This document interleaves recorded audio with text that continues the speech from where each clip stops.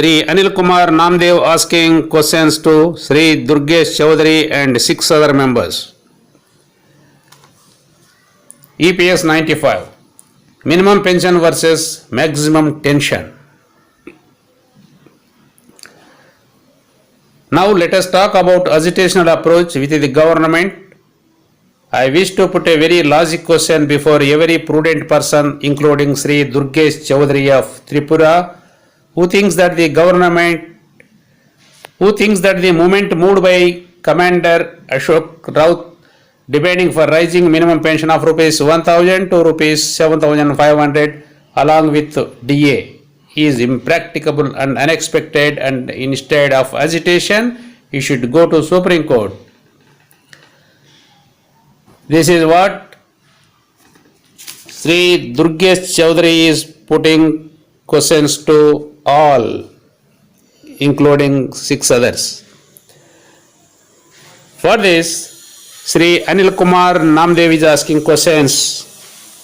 Number 1. What were the provisions in EPS 95 which gave authority to government to determine rupees 1,000 as minimum pension? Question number 2.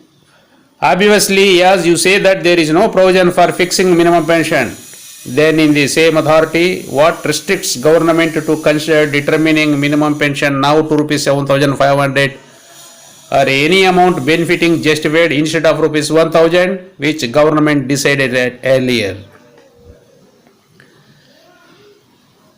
Friends, question number 3. What is the problem with government to straight away reject the demand of NAC by simply answering that there is no provision in the scheme itself? Question number 4.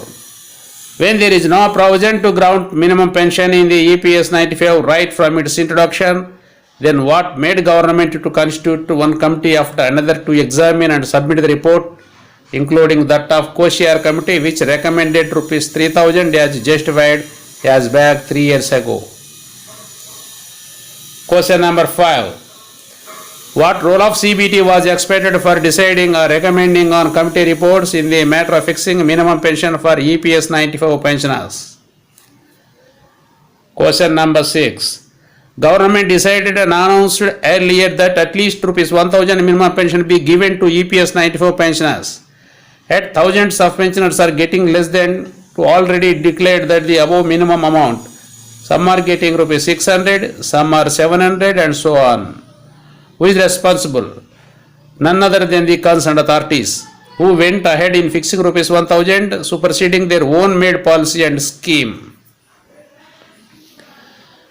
Question number 7. What provision do anybody can think going to Supreme Court by EPS 95 pensioners when social welfare and justice is the sole matter of the government, who is neither bound with the constitution to comply it as a mandatory recourse, nor is responsible before anybody expected to the people of India? I think Commander Ashok Raut's movement is a democratic resource to deal with the government instead with any legal recourse to go to any court, and we all know well that what happens in the court, indefinite of judgment, lot of money and what not, pensioners receiving handful amount insufficient to even to meet their livelihood. How can they afford the heavy expenses on advocates and Supreme Court? We will read some comments. Kaushal Uppal commenting, it should be our endeavor to be 7,500 plus DA first and side by side fight in the court. The present messy situation must be reversed. Only Modi can help us, as none other than him has guts to enhance our pension. We must engage ourselves to regularly and frequently contact him to clinch the issue. Let us hope for the best. So this is a good comment. Another comment,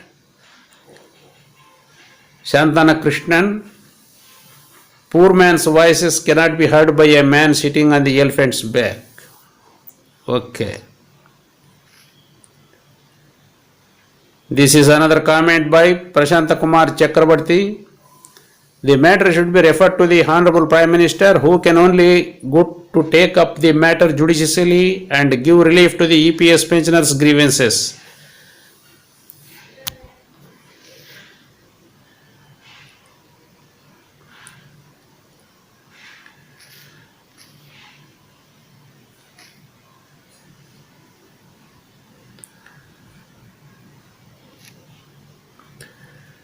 So here is one comment. Jaising Bhaiwala, EPS 95 is created by central government under the EPF Act 1952. It has been 25 years today. From time to time, all the Kanun's revision keeps on happening. There is also a lot of, then why not radical change in the EPF 95? This is one comment.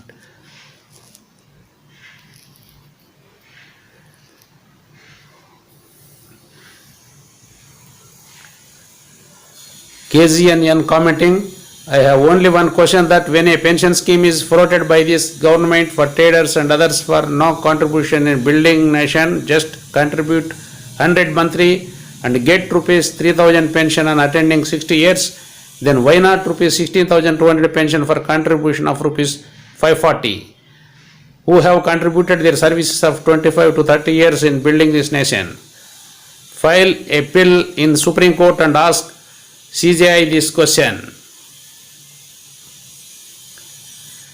It is a very good comment by KZNN.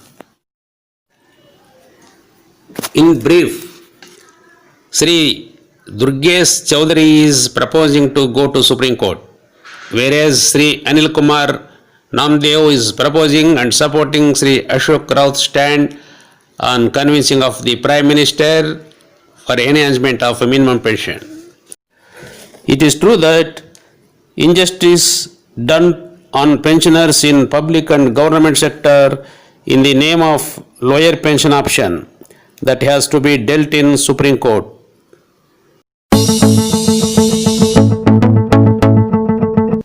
EPS 95 కనీస pension versus గరిష్ట ఉద్రిక్తత.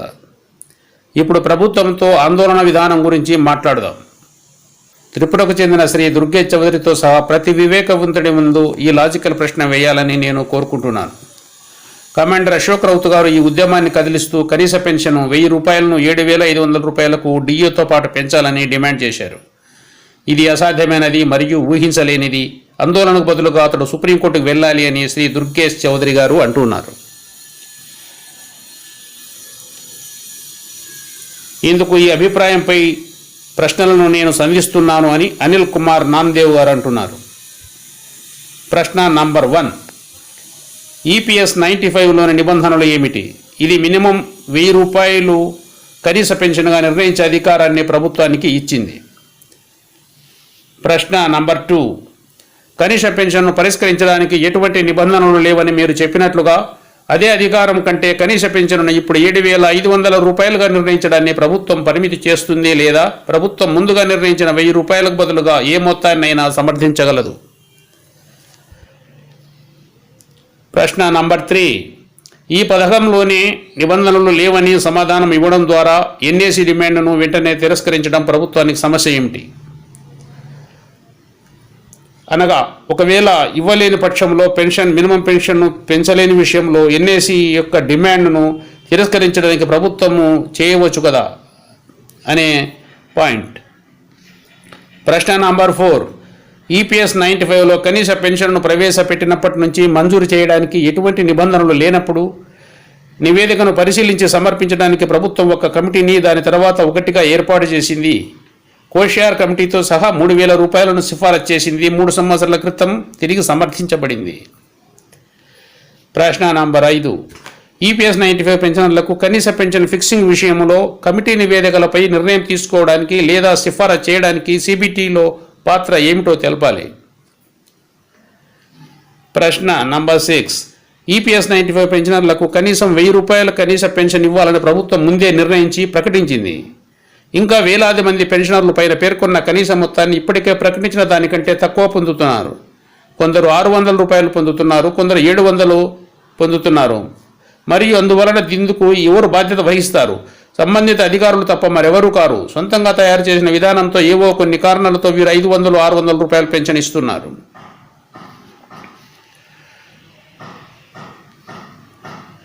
ప్రశ్న number 7. సాంఘిక సంక్షేమం మరియు న్యాయం అనేది ప్రభుత్వానికి ఏకైక విషయం అయినప్పుడు ఈపీఎస్ 95 పెన్షనర్లు సుప్రీంకోర్టుకు వెళ్లాలని ఏ సంస్థ ఆలోచించగలదు? అది తప్పనిసరి మార్గంగా పాటించడానికి రాజ్యాంగంతో కట్టుబడి ఉండదు. కమాండర్ అశోక్ రౌత్ యొక్క ఉద్యమం ఏ న్యాయస్థానానికి వెళ్ళడానికి బదులుగా చట్టబద్ధమైన సహాయంతో ప్రభుత్వంతో వ్యవహరించే ప్రజాస్వామ్య సహాయమని నేను అనుకుంటూ ఉన్నాను. మరియు కోర్టులో ఏం జరుగుతుందో మనందరికీ బాగా తెలుసు. తీర్పు యొక్క నిరవధికం. అన్ని డబ్బు మరియు ఏమిటి, పెన్షన్లలో తమ జీవనోపాధిని తీర్చడానికి కూడా సరిపోని కొద్ది మొత్తాన్ని అందుకుంటున్నారు. వారు న్యాయవాదులు మరియు సుప్రీంకోర్టుపై భారీ ఖర్చులను ఎలా భరిస్తారు? సంక్షిప్తంగా చెప్పాలి అంటే శ్రీ దుర్గేష్ చౌదరి గారు ఈపీఎస్ 95 పెన్షన్ పెరుగుదల సక్సెస్ఫుల్గా కావాలి అంటే శ్రీ అశోక్ రౌత్ గారు ఈ పెన్షన్ సమస్యను సుప్రీంకోర్టులో వేయమంటున్నారు. అయితే అందుకు భిన్నంగా శ్రీ అనిల్ కుమార్ నామ్దేవ్ గారు ఈపీఎస్ 95 పెన్షన్ పెరుగుదల విషయంపై సుప్రీంకోర్టుకు వెళ్ళనవసరం లేదు అని అభిప్రాయపడుతున్నారు. అయితే పబ్లిక్ మరియు ప్రభుత్వ సంస్థలలో EPFO lower pension option, higher pension option అని అర్థం కాని సర్కులర్ను తీసుకొచ్చి విడగొట్టడం జరిగినది. అందువలన చాలామంది పెన్షనర్లు ఆర్థిక ఇబ్బందులకు గురయ్యారు. కనుక తప్పనిసరి పరిస్థితుల్లో సుప్రీంకోర్టుకు వెళ్ళడము చాలా అవసరం, అనివార్యం.